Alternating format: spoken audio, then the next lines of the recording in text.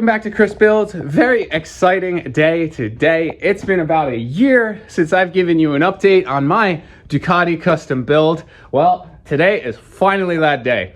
I'm gonna walk you through how I got this build done in about 9 months, why I was on such a compressed timeline, and why there hasn't been any updates on this for a very long time. So let's take this bike down off the lift. Let's get it started up and go for a ride.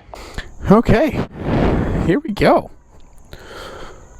Let's take it for a little ride. What do you think?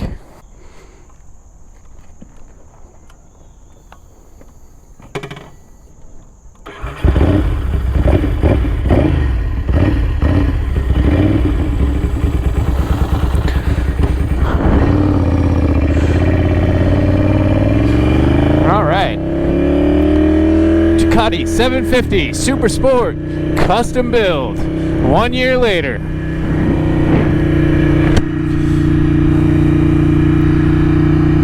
How does the story go? I bought this bike about 2 years ago, and it was a 2001 Ducati 750 Super Sport, and it had been crashed on just about every side, and including flipped upside down. Just about every piece of bodywork was completely destroyed, and it barely ran. It had this disgusting exhaust system. The handlebars were bent, clutch levers were bent, rear sets were bent. Definitely needed a lot of work. I approached this project with 3 goals in mind. The first was I wanted to become a competent machinist. Ooh, hang on. It makes a good noise, I'll tell you that much. Yes, it does. Okay, so the first was I wanted to become a competent machinist.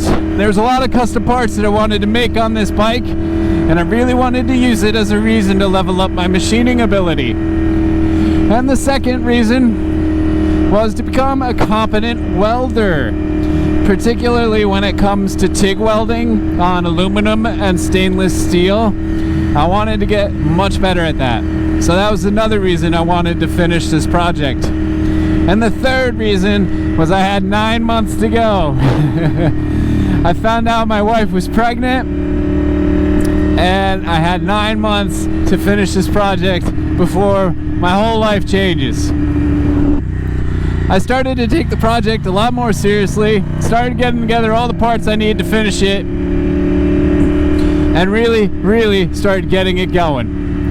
So then I started the YouTube stuff, and I started filming some of the process, and you saw me making the exhaust, making the machine parts like the triple clamp and the rear sets, and really starting to have the bike come together. And then towards the end there, whoo, that's a great little corner. And then towards the end there, I kind of fell off making the videos.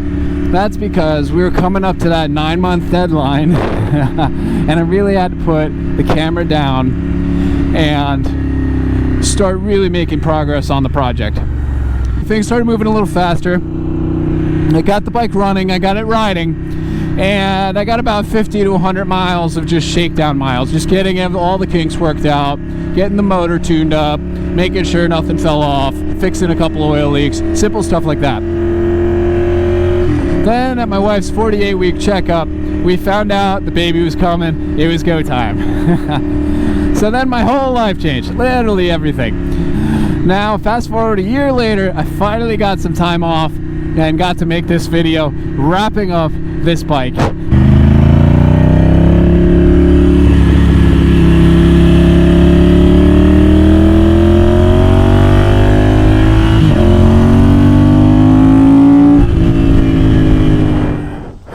All right, ladies and gentlemen, here it is.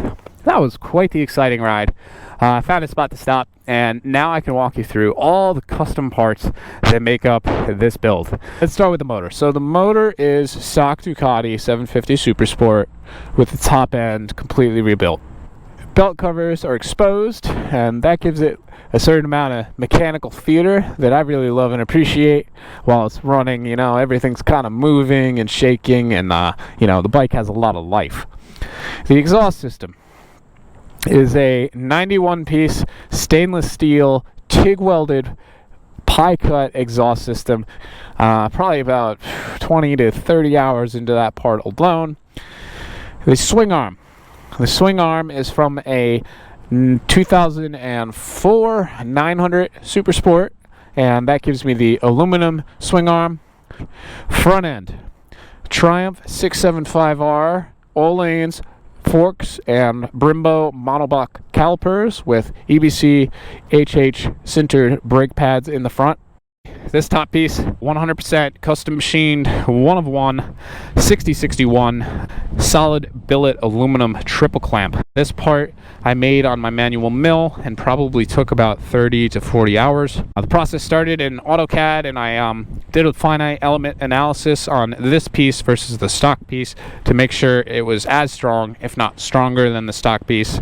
And it's designed to accept this MotoGadget Motoscope Mini instrument cluster and make a really nice, tight, good looking cockpit.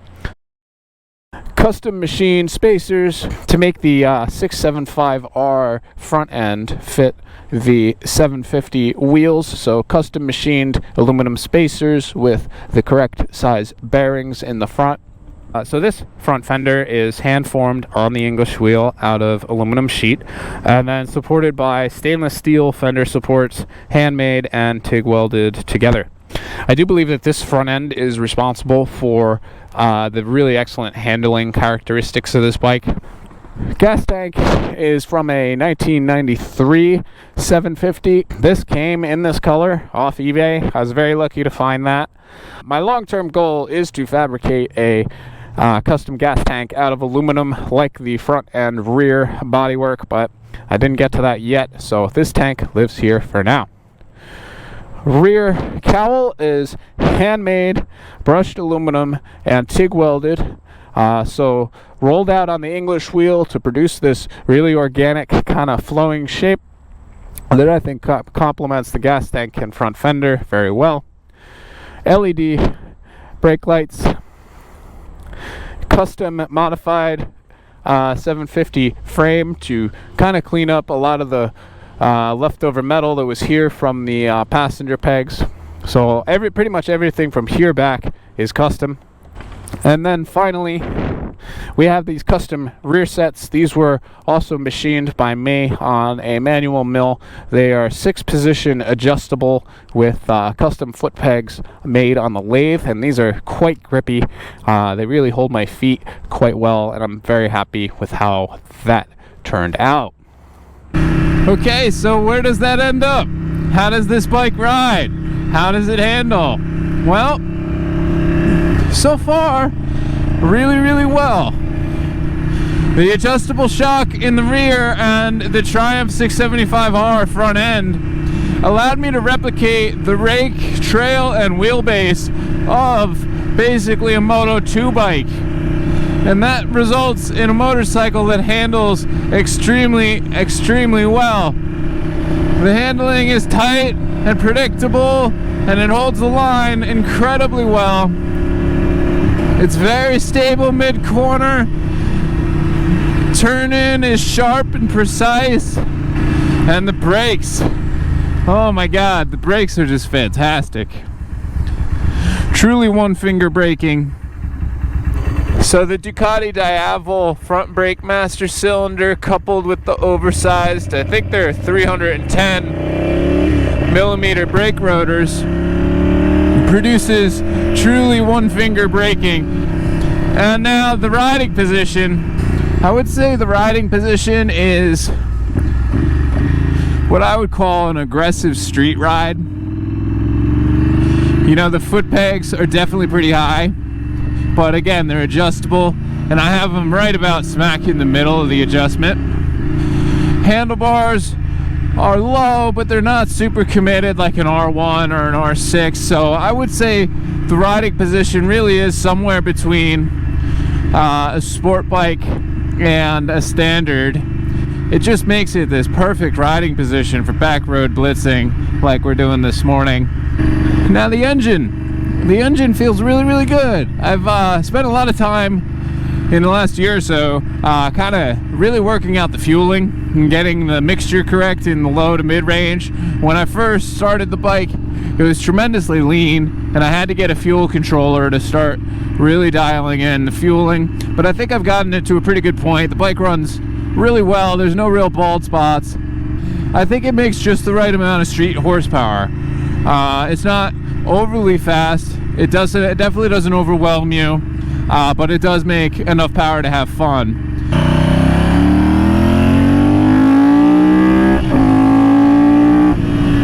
Yeah, so just the right amount of power where you can really go through the rev range and go through all the gears and not break every single law in New Jersey. If I had to compare the bike to a bike that I've ridden before, I would say it rides a lot like a very, very well set up SV650 with about 20 more horsepower. And if you've ever ridden a very well set up like a race spec SV650, you'll definitely understand that that is not a bad thing at all.